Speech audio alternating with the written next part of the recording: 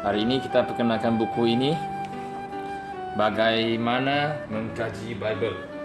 Bagaimana Mengkaji Bible oleh Dekbang Watchman Nee. Dekbang Watchman Nee ya. Okey. Sini ada namanya, Dekbang Watchman Nee. Okey, buku ini Bagaimana Mengkaji Bible mengandungi mesej-mesej yang disampaikan oleh Watchman Nee semasa latihan yang diadakannya untuk rakan sekerjanya antara tahun 1948 hingga 1949. Dan buku ini dibahagikan ke dalam dua bahagian. Okey. Ada sedikit pengenalan di sini. Bible ialah sabda yang diilhamkan Tuhan. Setiap anak Tuhan harus mengkaji Bible dengan baik. Bible menunjukkan kepada kita apa yang telah dilakukan Tuhan untuk kita pada masa yang lalu dan apa yang telah disabdakannya. Bible juga menunjukkan kepada kita bagaimana Tuhan membimbing manusia pada masa yang lalu. Oleh itu, jika kita ingin mengenali kekayaan dan keluasan perbekalan Tuhan, kita harus mengkaji Bible. Pembicaraan semasa Tuhan adalah berdasarkan pembicaraannya yang lepas. Selain itu, semasa Tuhan berbicara kepada orang lain menerusi kita, Dia juga berbuat demikian berdasarkan apa yang telah disabdakannya. Kita harus menyimpan sabda Tuhan dalam hati kita dengan kayanya, supaya kita dapat mendengar pembicaraannya hari ini dan supaya Dia dapat menjadikan kita minister sabdanya.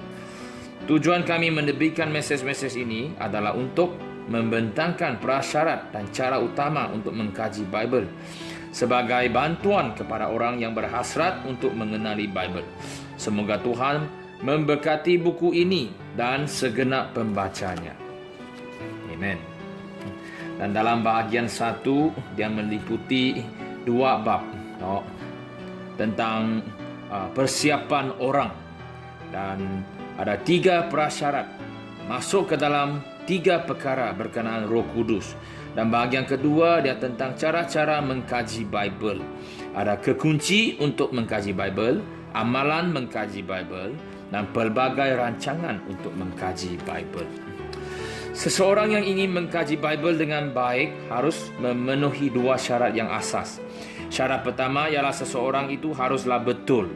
Dia harus melalui latihan. Syarat kedua ialah dia harus mempunyai cara yang betul. Dalam beberapa abad yang lalu, terutamanya sejak kebangkitan aliran Protestan, banyak buku telah diterbitkan berkenaan pengkajian Bible. Kebanyakan buku itu amat baik, tetapi hampir semua buku itu mempunyai satu kekurangan yang asas, iaitu hanya memberi perhatian kepada cara mengkaji Bible, tetapi tidak memberi perhatian kepada orang yang mengkaji Bible. Dengan demikian, buku-buku itu menyalurkan sejenis sangkaan bahawa tidak kira sesiapa pun, asalkan mereka menggunakan cara-cara ini, mereka pasti akan mengkaji Bible dengan baik. Sebenarnya sini di mana mereka, banyak orang telah mencuba cara-cara ini, namun mereka tidak menerima manfaatnya. Orang yang telah menulis buku tentang cara mengkaji Bible telah mengkaji Bible dengan baik, tetapi orang yang cuba meniru mereka dengan menggunakan cara yang sama tidak semestinya dapat mengkaji Bible dengan baik. Hal ini kerana orang yang cuba meniru itu telah melupakan siapa mereka.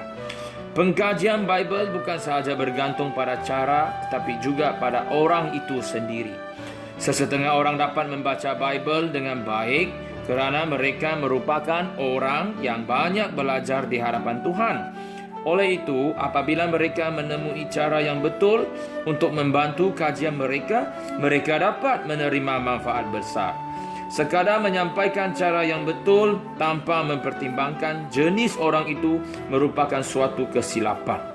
Biarpun sesetengah orang mempunyai cara yang betul, namun mereka tidak dapat mengkaji Bible dengan baik kerana orangnya tidak betul.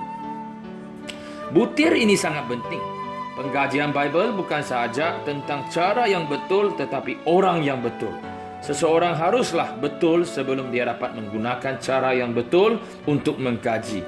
Sudah tentu cara itu penting, kerana tanpa cara yang berkesan, seseorang tidak dapat mengkaji Bible dengan baik. Akan tetapi, orang kita ini perlu dilaraskan secara wajar, barulah kita dapat mengkaji Bible dengan baik. Sesetengah orang mempunyai sejenis pemikiran yang salah, iaitu mereka menganggap segelintir orang sahaja yang dapat mengkaji Bible. Sesetengah orang pula mempunyai jenis pemikiran lain yang juga salah, iaitu mereka menyangka sesiapa sahaja dapat mengkaji Bible. Kedua-dua pemikiran ini salah.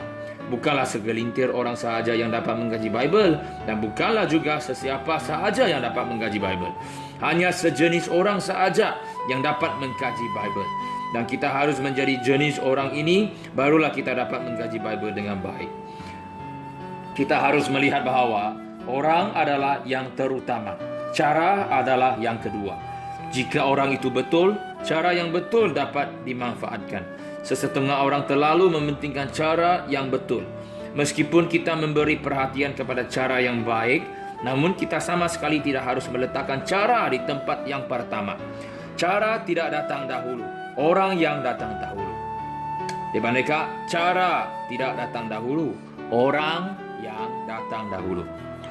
Pertama sekali, kita haruslah betul dalam orang kita. Kemudian kita dapat membicarakan cara yang terbaik dalam kajian Bible. Untuk menjawab soalan tentang bagaimana mengkaji Bible, kita membahagikan perbincangan kita kepada dua bahagian. Bahagian pertama berkenaan persiapan orang, dan bahagian kedua berkenaan cara mengkaji. Terlebih dahulu, kita akan mempertimbangkan persiapan orang. Dan selepas kita ada persiapan orang, dalam bahagian kedua,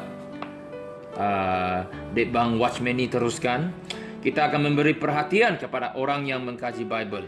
Sekarang kita perlu mengalihkan perhatian kepada cara mengkaji Bible. Semasa mengkaji Bible, kita bukan sahaja perlu menjadi orang yang betul, tetapi juga harus mempunyai cara yang betul. Kita akan melihat cara mengkaji Bible ini dari 3 aspek. Pertama, kekunci untuk mengkaji Bible. Kedua, amalan mengkaji Bible. Dan ketiga, rancangan untuk mengkaji Bible. Okey, ini semua kekayaan yang ada dalam buku bagaimana mengkaji Bible ini. Tetapi saya tidak dapat sampaikan secara singkat atau kesemuanya atau secara lengkap. Tetapi kami memperkenalkan buku ini kepada semua agar kamu boleh dapatkan satu senaskah buku ini dan mendalami kekayaan dalamnya, menjadi seorang yang betul untuk mengkaji Bible agar sabda Tuhan dapat berumah di dalam hati kita dengan kayanya. Kepada sesiapa yang ingin mendapatkan buku ini ataupun membeli buku ini, sila subscribe dan juga tulis email saudara atau nombor telefon anda di bawah laman komen ini. Dan saya akan cuba sedaya upaya untuk berhubung dengan anda supaya kamu boleh mendapat senaskah buku yang kaya ini tentang bagaimana mengkaji Bible. Sekian sampai di sini saja hari ini. Puji Tuhan. Amin.